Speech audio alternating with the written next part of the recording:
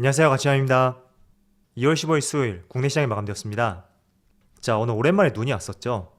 최근 주식시장의 분위기를 그대로 보여주는 것 같고 오늘은 정말 날씨만큼 시장이 좋지 못했던 하루였던 것 같습니다. 지금 보시면 코스피는 1%의 하락을 보여주었고 코스닥은 무려 1.5%의 급락과 함께 연일 좋지 못한 흐름을 보여주고 있죠. 그리고 시가총액 상위 종목들을 보면 그동안 흐름이 좋았던 SK하이닉스, 오늘은 웬일인지 4%의 급락이 나왔고 반대로 자동차 관련주들 그리고 에너지 솔루션을 제외한 다른 2차원지 기업들, 오늘은 그래도 시장 대비 선방을 보여주었던 것 같아요. 그리고 코스닥을 보면 코스닥은 오늘 제약 바이오주의 약세가 돋보이는 것 같고 삼성 SDI와 마찬가지로 에코프로비엠, LNF 그리고 첨보까지 강한 상승은 아니더라도 그나마 오늘은 2차원지 쪽에서 일부 선방을 보여주었던 것 같습니다. 자, 그리고 코스피의 수급을 보면 오늘은 외국인이 2,600억 규모의 순매도를 보여주었고 기관은 어제에 이어서 소폭의 순매수를 보여주었죠. 기관 외국이 모두 합치게 되었을 때는 약 2,000억 규모의 순매도인데 매도폭에 비해서는 지수가 조금 크게 하락이 나왔던 하루였던 것 같아요. 그리고 코스닥을 보면 코스닥도 마찬가지죠. 기관과 외국인 합쳐놓고 보면 결국에는 순매수를 보여주었거든요.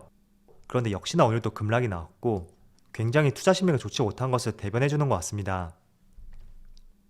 자, 그리고 삼성전자, 오늘은 외국인이 소폭의 순매도를 보여주었고 기관이 나홀로 순매수를 보여주었네요.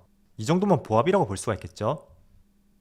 자, 그리고 SK하이닉스, 오늘 2월 들어서 처음으로 외국인의 순매도가 나왔고 기관이 소폭의 순매수를 보여주었습니다. 자, 그리고 삼성 SDI, 지금 여기 삼성 SDI의 수급을 한번 보세요. 오랜만에 기관과 외국인의 동반 순매수가 들어왔는데 지난 1월 20일 이때 이후로 거의 한 달 만에 매수세가 들어왔어요.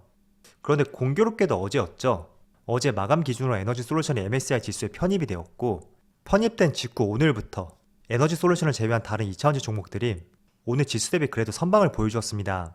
그리고 삼성 SDI는 모처럼 외국인과 기관에 동반 순매수가 들어왔다. 자, 이 부분 어떻게 본다면 조금 더 연속성을 우리가 체크해 볼 필요는 있겠지만 한편으로는 다시 삼성 SDI 쪽으로 빠져나갔던 수급이 들어올 수 있는 가능성을 보여주었다고 저는 생각이 돼요. 그래서 삼성 SDI를 비롯해서 2차원지 종목들을 보유하신 분들이라면 아직 코스피 200 편입이 남아있긴 하지만 그래도 빠져나갔던 수급이 다시 들어올 수 있는 하나의 가능성적인 시점이 되었던 만큼 이 점 한번 같이 체크해보시면 좋을 것 같아요. 자, 그리고 에너지 솔루션을 보면 오늘은 외국인이 순매도를 보여주었고 기관이 투신과 연기금을 중심으로 오랜만에 다시 매수세가 들어왔네요.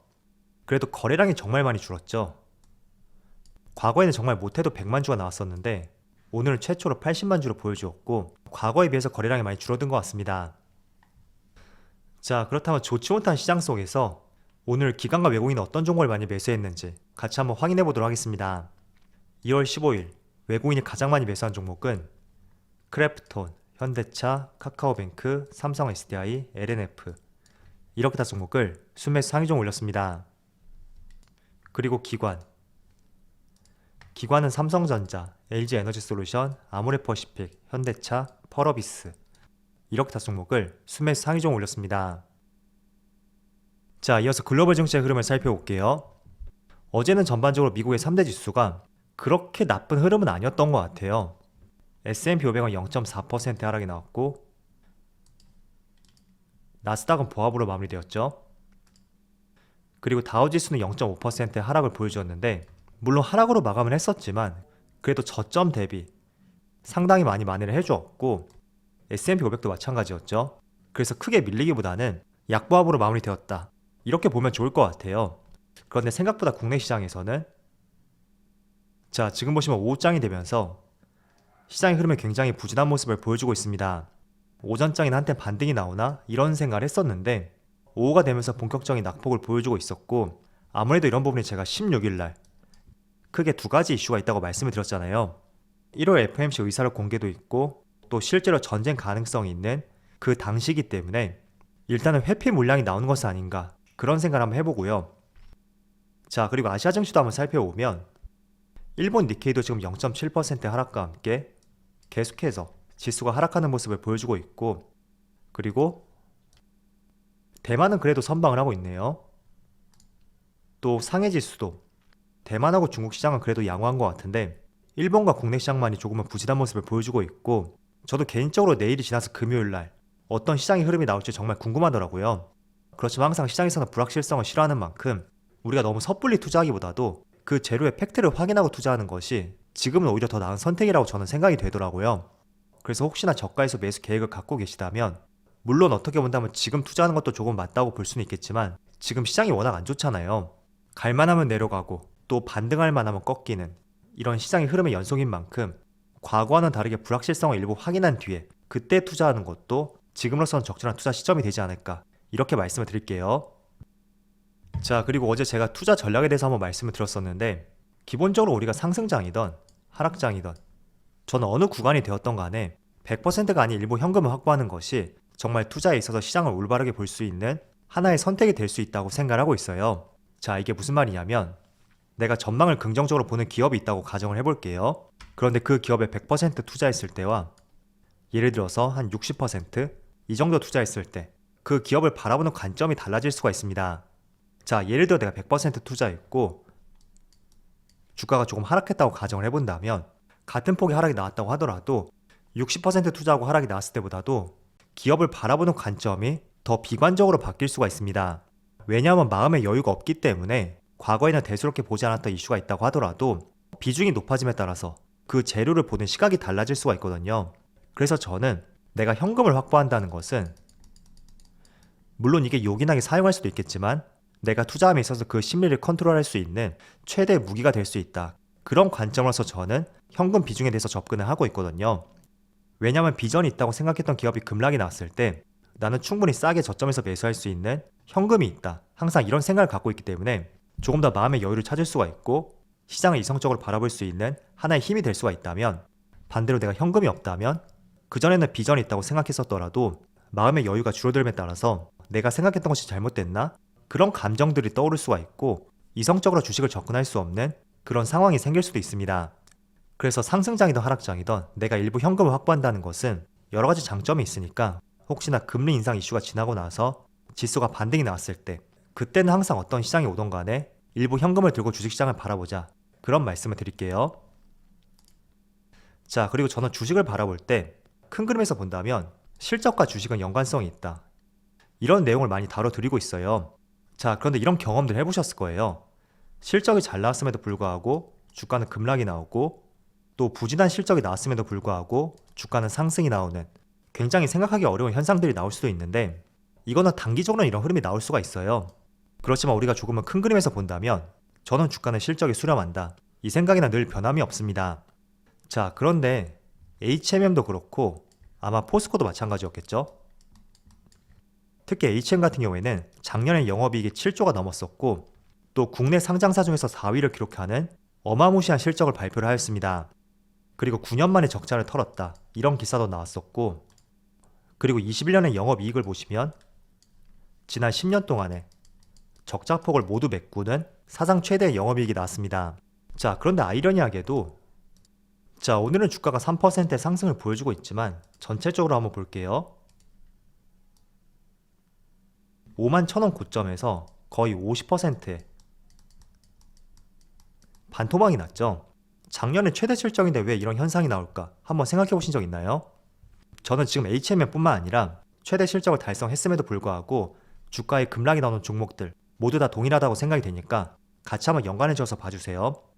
이런 현상이 나오는 두 가지 이유가 있거든요. 일단은 첫 번째가, 아무리 최대 실적을 달성했다고 하더라도 과거의 상승폭, 이 상승폭을 생각하지 않는 분들이 계시더라고요. 실제로 HM 같은 경우에도 20년 3월 달부터 최고점까지 2,400, 2,500 이 정도의 상승률이 나와 있는데, 즉 2,000원이었던 주가가 최대 5만원까지 엄청난 상승을 보여주었죠.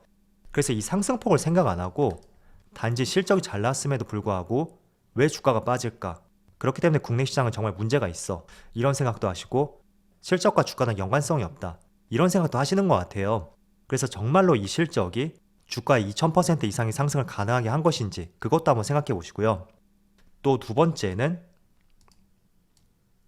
자, 제가 장기 투자할 때는 항상 성장 산업에 투자해라, 이런 말씀을 드렸었죠. 자, 이건 어떻게 본다면 지금의 실적뿐만 아니라 내년 실적, 그리고 내후년 실적, 그걸 기대할 수 있는 성장 산업이기 때문에 여기에 우리가 투자를 해야 된다. 그런 말씀을 드리는 것이에요. 대표적으로 내년에 기대가 되고 또 내후년에 기대가 되는 산업들, 2차 전지, 반도체 이런 산업들이 속할 텐데 HMM, 해운업을 한번 떠올려 보세요. 작년과 올해 실적이 좋은 것은 알겠어요. 그렇지만 내년, 내후년, 또 2025년 계속해서 지금보다 더 나은 실적을 기대할 수가 있는지 저는 거기에 대해서는 아니라고 생각이 들거든요. 그래서 지금의 실적은 양호했지만 이 실적이 앞으로 더 증가할 수가 있는지 거기에 대해서는 다소 의문이 들 수밖에 없기 때문에 특정 기업들의 실적이 잘 나왔다고 하더라도 주가가 빠질 수가 있고 오히려 상승하지 않을 수가 있다. 이렇게 생각을 해보시면 좋을 것 같아요. 자, 반대로 삼성전자를 떠올려 볼게요. 작년에 솔직히 주가가 계속 하락만 했었죠. 물론 여러 가지 이유가 있을 거예요. 제가 HMM 사례로 말씀을 드렸듯이 첫 번째, 단기간에 실적 대비 주가에 강한 상승이 나왔기 때문에 미리 그 상승분이 땡겨서 증가했다. 그렇게도 볼 수가 있고 또 두 번째는 반도체 업황이 작년에 조금 좋지 못했었잖아요. 그래서 여러 가지 이유가 있을 수 있겠지만 자, 그렇다고 하더라도 내년, 내후년, 5년 뒤, 10년 뒤 반도체 산업은 계속 기대를 할 수 있는 업종이고 잠시 업황이 좋지 못해서 실적이 꺾인다고 하더라도 그 뒤에는 다시 기대해 볼 수 있는 최우선 업종이 될 수가 있거든요. 그래서 연봉으로 한번 보면 우리가 삼성전자가 상승하지 않는다 그런 생각을 함에도 불구하고 1년 단위로 한번 보세요. 우리의 생각과는 다르게 매년 상승을 하고 있었던 대표적인 종목 중에 하나였어요. 그래서 결국에는 우리가 주식을 장기적으로 하기 위해서는 저는 성장과 실적 이 두 개가 동시에 갖춰져 있어야 된다. 그 점을 말씀을 드리고 싶고 실적은 증가했지만 성장은 다소 회의적인 기업이라면 저는 결코 주가는 계속 뻗지 못할 것이다. 그렇게 생각하고 있습니다. 그래서 최근에 실적 발표를 많이 하고 있는데 실적이 잘 나왔음에도 불구하고 주가가 계속 급락하는 이런 종목들이 있을 거예요. 왜 이런 흐름이 나올 수 있는지 이해를 하는 데 도움이 되었으면 좋겠고요. 또 주식을 하다 보면 들여다볼 게 정말 많단 말이죠. 제가 국채 금리도 보여드리고 있고 또 최근에는 금리 인상, 우크라이나 전쟁, 대선 등등 정말 볼 게 많은데 어떤 것이든지 마찬가지인 것 같아요. 그렇지만 내가 주식을 단기적으로 하는 것이 아니라면 저는 다 제껴놓고 크게 두 가지만 우리가 확인을 하자. 이 기업이 성장성이 있는지 그리고 분기 실적은 좀 부진할 수는 있겠죠. 그렇지만 그걸 딛고 앞으로 실적이 또 증가시킬 수 있는지 그 점을 중점적으로 보시면서 항상 주식에 있어서 가장 중요한 것은 성장성과 실적이다. 그걸 기억해 보시면서 외부 변수에 너무 흔들리지 말자. 이런 말씀을 드릴게요. 자, 그럼 오늘 영상 여기서 마치도록 하고요. 언제나 여러분들의 성공 투자를 기원하도록 하겠습니다. 감사합니다.